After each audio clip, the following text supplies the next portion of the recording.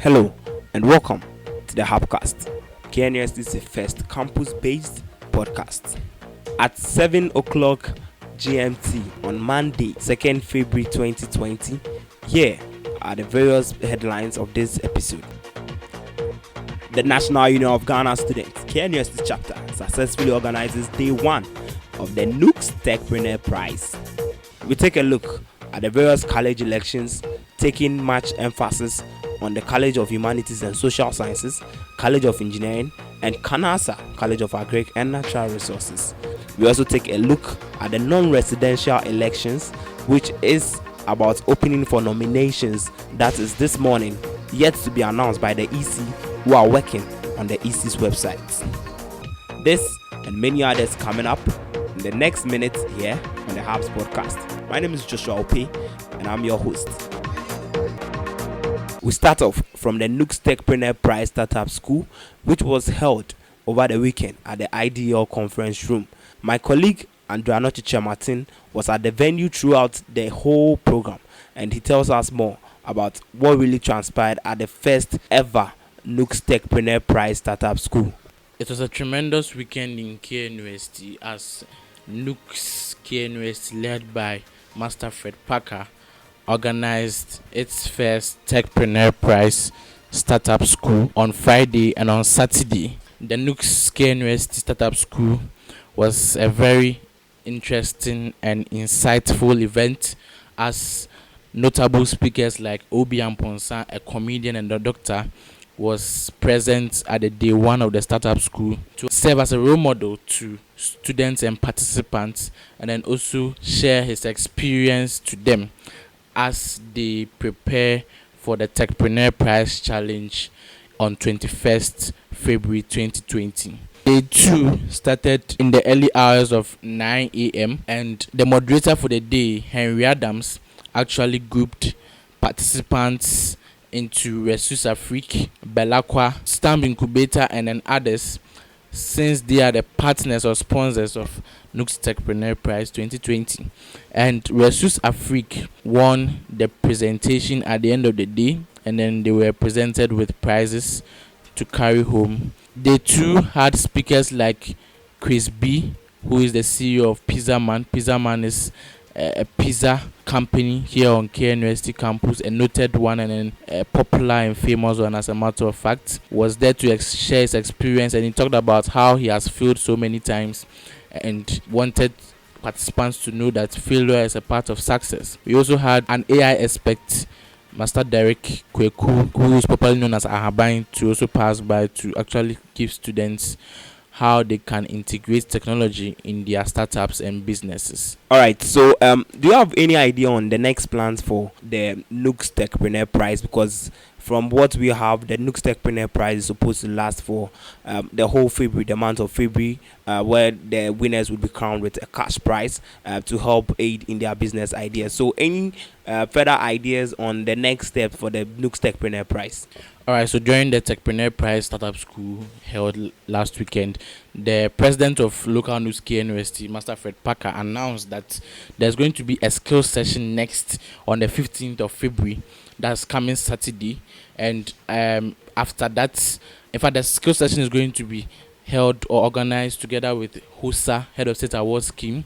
And we are to expect and anticipate a very exciting one, as a matter of fact. And then we also have the screening stage where participants are going to be screened, and then the various teams are going to be screened to be able to get our final 10 for the final of Tekpreneur Prize on the 21st of February. Now, our final 10 are also going to take part in or pitch their ideas to Ressus Afrique pitch, which is going to be held somewhere during the long vac.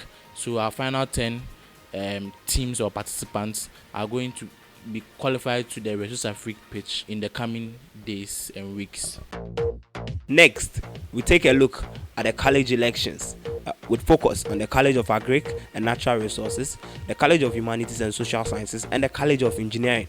We basically take a look at the various developments at the various colleges as at this point. For the three colleges mentioned, Almost all of them are almost done with filing of nominations, with most presidential candidates merging camps, and most camps have now been seen as very tough since some of the mergers actually came up with people who were already aspiring together to become a president and a vice. But for some people too, they had to go look elsewhere for their vice presidential aspirants. Coming up next on the HUBcast, we start from the College of Humanities and Social Sciences, where we have information on 2 aspirants who have actually picked or have made intent of picking their vice presidential candidate, of which we have the topmost picks for these individuals. And until this information becomes so much validated by these aspirants themselves, we can't really stand to say that they are really official, but then we can say they are 90% correct and accurate, that these individuals have actually had extensive talks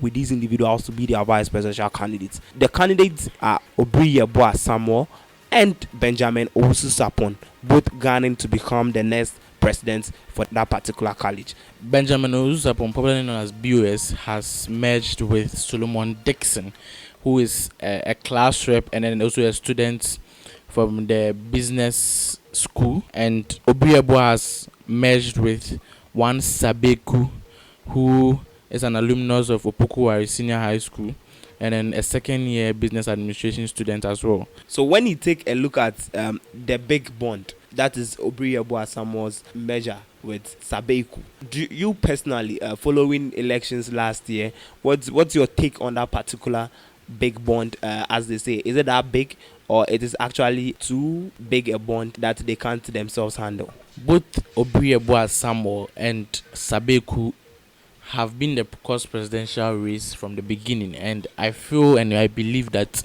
they coming together makes it a strong team. I mean, they have actually been doing a lot of work, moving from room to room, to class, campaigning, or declaring their intentions to students for them to vote for them. It is really a great bond. It is really a strong bond. It is really a big bond, just like they described it. Next, we talk about the College of Agric and Natural Resources. And at the College of Agric and Natural Resources, we have information on Frank Toko and Gideon Amo-Eje, popularly known as Archimedes. Gideon Amo-Eje, popularly known as Archimedes, is the immediate past deputy chief of staff of the SRC. His vice presidential candidate, or his running mate, is one Kelvin Aban, a second-year natural resource management student, and also he is noted for being an alumnus of Adisado College. Now, Kelvin Aban, coming into this year's KNUST elections, was also in the race with Archimedes, but we didn't see much of him this semester, only for us to find out that he is the running mate of Archimedes. And so they coming together, they are here to prove a point actually, and they are going to put some heat into the KNUST elections. Frank Toko, we are yet to find out who's going to be Frank Toko's running mate, and I don't know why it has delayed. I don't know whether they want to make it behind the scenes and then release it later. But then, hey, whoever is going to be Frank Toko's vice presidential candidate will make the KNUST election a very interesting one and one to look out for. Next, the Ghana Engineering Student Association. That's my very own college. That's GISA, the College of Engineering, the premier college on campus. Our elections are one of the most competitive or one of the most competed elections on campus here. And basically at the Ghana Engineering Student Association, that's the GISA elections, we look out to one particular Papa Kwabena Techi and Agana Dominic, who is currently or who was formerly the organizer of the college. We have Bio Emmanuel, who is also from geological engineering, also picking up nomination forms, and then finally Anokye Bonsra from my very own biomedical engineering department. So you get to understand the number of contestants and the heat that it actually comes with to become the GISA president. Here are their vice presidential aspirants. So Papa Techi is going to merge with Michael Sinanu Anku. Maxwell Wunchi of Petrochemical Engineering is the running mate of Agana Dominic. Godfrey Jan, a second-year metallurgical engineering student, versus Bio Emmanuel. but we are yet to know who is the running mate of Anokye Bonsra, who is coming into the race for the second time. All right, so that's there are various vice presidential aspirants. So now let's delve deep into what actually makes up these people and some of the reasons that inform the decisions that some of these aspirants had to take. You being in that particular college, what is your views on the various aspirants and what do they bring on the table as vice presidential aspirants to these aspirants? It's not surprising at all if Michael Ankun decides to merge with Papa Techi. I mean, from the beginning of this semester, we've had people talking about such a merger, especially for the fact that both are coming from two schools who have been dominating GISA and engineering. And so I wasn't surprised when I heard they were merging or they were going to run the elections together. But then Agana Dominic merging with Maxwell Wunchi, who is a second year petrochemical engineering student, and we heard that he was running for vice president of his department before deciding to merge with Agana. Agana is the immediate past organizer of GISA, and then he's coming in with a strong force. He's a Katangi and he has a lot of following. We are going to cast our minds back to last year when he actually, because of his large following, gave a huge gap in the GISA organized elections. And coming into this presidential race, he really has a lot to prove and a lot to offer. And Bio Emmanuel with Godfrey Jan, that is a measure that we would really have to pay much attention to, because I mean Bio Emmanuel and Godfrey Jan are new faces into the GISA race, and they're coming into the race with a new dynamics, with everything new, and so we should expect something different and something huge from these two, and especially when they have so much confidence of winning the GISA elections. Anokye Bonsra, up to now, we don't know who's going to be his running mates.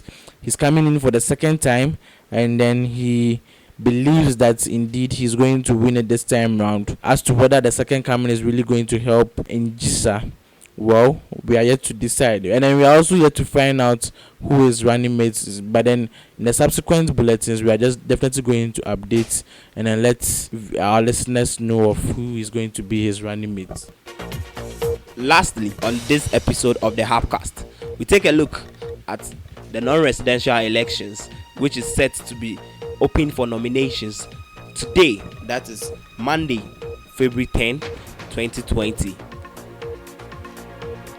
The Electoral Commissioner for the Student Representative Council of KNUST has announced February 10, 2020 as the date of opening of nominations. Candidates who are interested in picking up nominations are informed that the nominations will be available via the SRCEC's website. And so such aspirants who are interested would have to go to the site and get their forms updated, uploaded, and submitted. That is the way we are going now. So aspirants who are interested, or listeners who are interested in contesting for any of the non-residential seats, that's Kote MP, Ayeduase MP, Tekpreneur MP, Campus MP, etc., Bomso MP, wherever you find yourself that you want to run for any of the non-residential constituent seats, then it means that you would have to find your way and get in touch with the EC, pick up a nomination, fill online, and get access. Thank you very much for being a part of our show today, and we look forward to give you more exciting shows here on HUBcast. Do all to follow us on all our social media platforms as well. God bless you. Peace. Shalom.